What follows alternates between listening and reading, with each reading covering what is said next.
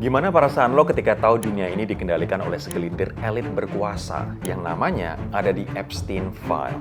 Nah, ketika teori-teori konspirasi dulu jadi bahan ketawaan dan halu, ternyata memang ada dan nyata. Jeffrey Epstein, miliarder, pedofil, dan pelaku perdagangan manusia yang tewas secara misterius di penjara 2019 lalu, kembali jadi headline di seluruh dunia. Sebelumnya gue udah bahas tentang siapa Jeffrey Epstein dan jaringan kriminalnya, lo bisa cek video sebelumnya di channel ini. Yang terbaru adalah 3,5 juta halaman bocoran file Epstein, tepatnya ketika Departemen Kehakiman AS atau DOJ merilisnya sejak 30 Januari 2026 lalu. Bocoran file ini berisi lebih dari 2.000 video dan 180.000 gambar. Nah, dokumen ini memvalidasi dugaan, menguak fakta, dan juga ngebongkar rahasia yang melibatkan puluhan tokoh dunia.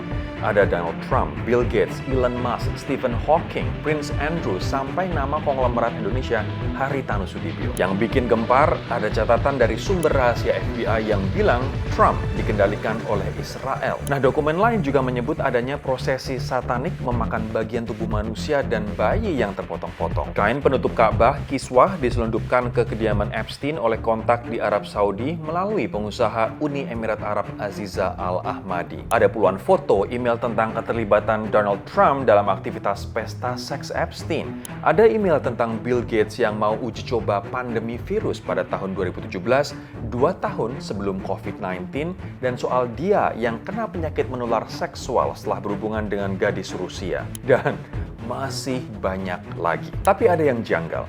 Banyak bagian penting dokumen ini disensor, terutama yang terkait dengan dalang-dalang besar. Apa yang sebenarnya mereka sembunyikan, siapa yang dilindungi, dan seberapa dalam jaringan kekuasaan global ini. Ini bukan cuma kebocoran dokumen biasa yang mengungkap jaringan kejahatan Epstein. Ini bisa jadi indikasi sebuah permainan politik dan kekuasaan para elit dan pemimpin dunia. Siapa yang paling diuntungkan dari perilisan dokumen ini? Siapa sebenarnya dalang di balik ini semua? Gue bahas selengkapnya di Room for Improvement.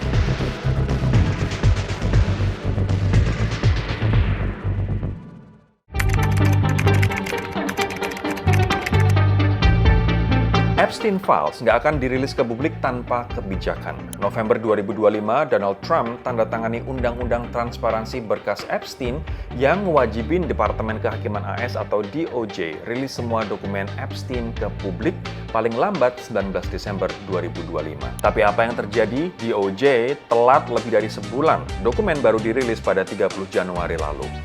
Pemerintah bilang butuh waktu buat review dan sensor demi lindungi korban. Tapi faktanya setelah dirilis, 43 nama korban justru nggak disensor, lengkap sama alamat rumah mereka. Apa yang dirilis? Total hampir 3,5 juta halaman dari 6 juta halaman yang mereka punya. Artinya, hampir setengahnya masih ditahan. Epstein Files sejauh ini memuat foto dan video dari rumah di pulau pribadi Epstein, termasuk konten bermuatan pornografi terhadap korban anak, remaja, dan perempuan.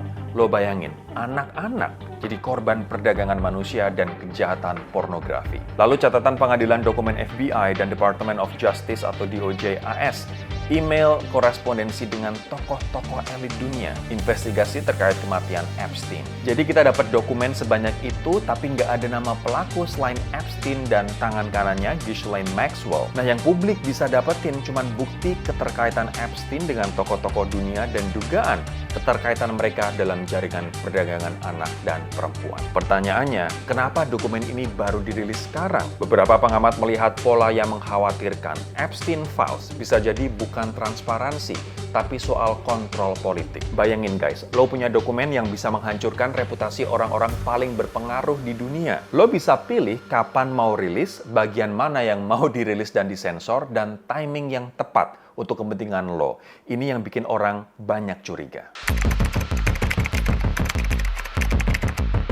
Di antara jutaan halaman itu ada catatan FBI yang dibuka ke publik dari sumber rahasia yang bilang Trump dikendalikan oleh Israel dan Jared Kushner adalah otak sesungguhnya di balik organisasi dan pemerintahan Trump. Kita akan bahas Kushner nanti. Tapi gue pengen ngajak lo ke sini dulu guys. Dokumen FBI yang menyebut Trump dikendalikan oleh Israel ini nyiptain dugaan bahwa dokumen ini sengaja dibocorkan karena Trump menolak menyerang Iran. Akhir Desember 2025, PM Israel Benjamin Netanyahu ketemu Trump dan membahas kemungkinan serangan putaran kedua ke Iran. Tehran Times, media Iran, menganalisa kalau kemunculan nama Trump dalam dokumen Epstein bisa berfungsi sebagai leverage atau tekanan buat mendorong konfrontasi dengan Iran. Walaupun ya ini masih dalam ranah analisis dan spekulasi politik, belum ada bukti konkret yang membuktikan teori ini. Nah sekarang guys, siapa sih Jared Kushner? Kushner adalah menantu Trump, seorang Zionis yang kemarin di World Economic Forum presentasi Gaza mau dibikin resort dan kota modern kayak Singapura. Nah dari file yang dibocorkan ada catatan investigasi FBI 2020 lalu soal pengaruh dalam negeri maupun asing terhadap pemilu Amerika Serikat. Apa yang diklaim dalam catatan FBI ini? Pertama, Trump dikendalikan oleh Israel lewat tekanan keuangan dan politik. Lalu Kushner adalah otak di balik organisasi dan presidensi Trump.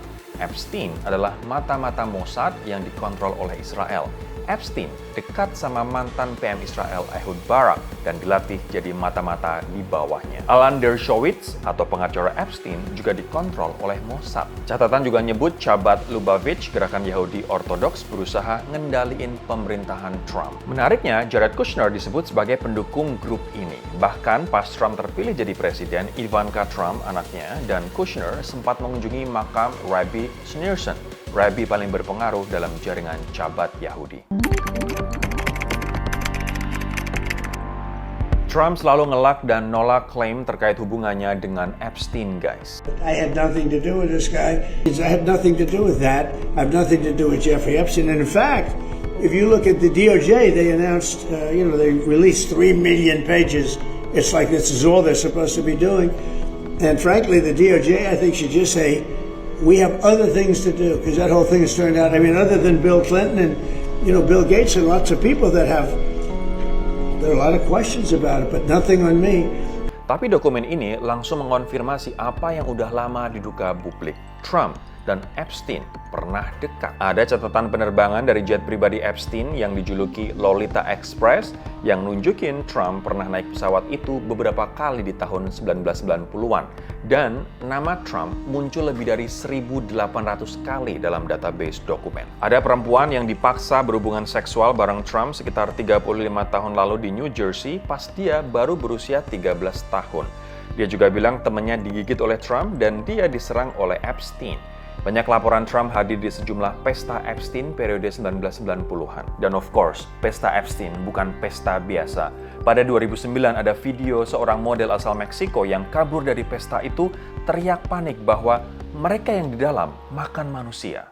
¡Comieron humanos! ¡Asquerosidad! ¡Comieron humanos!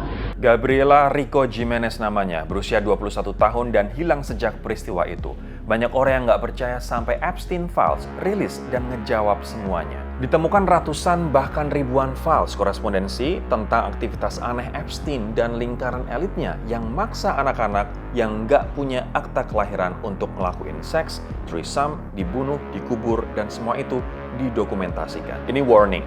Yang akan gue share mungkin disturbing banget buat lo. Akan banyak yang bilang ini sekedar teori konspirasi, tapi makin banyak bukti yang keluar, khususnya dari bocoran Epstein Files ini. Kita mulai ya guys. Ada korespondensi yang ngomong bahwa bayi dan cream cheese punya rasa yang sama. Yes, lo nggak salah dengar. Mereka disebut makan manusia, bayi. Dan FBI juga ngerilis kode-kode dalam Epstein Files di mana cheese berarti anak perempuan. Chrissy Teigen, seorang aktris Hollywood yang banyak disebut terhubung dengan Epstein, pernah nge-tweet ini dan jadi kontroversi.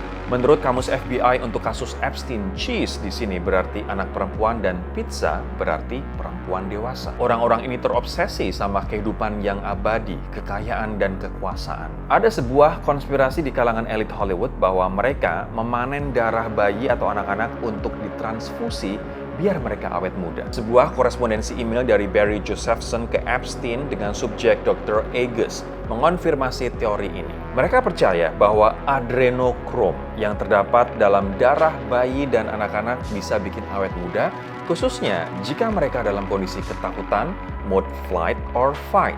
Yes, adrenochrome diproduksi dari adrenalin yang teroksidasi. Adrenalin adalah hormon yang dilepaskan ke dalam aliran darah saat tubuh kita merasa takut, stres, dan dalam situasi yang berbahaya. Lalu kalau lo lihat subjek email di Epstein Files tadi, tertera nama Dr. Agus David B.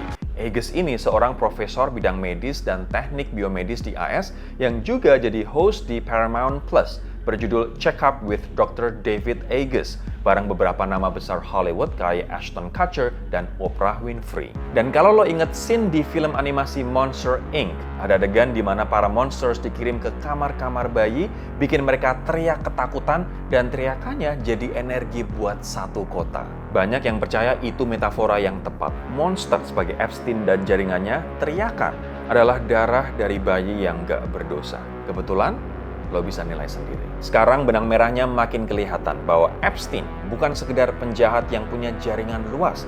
Dia adalah provider untuk bayi, anak-anak, perempuan, untuk berbagai keperluan elit dunia.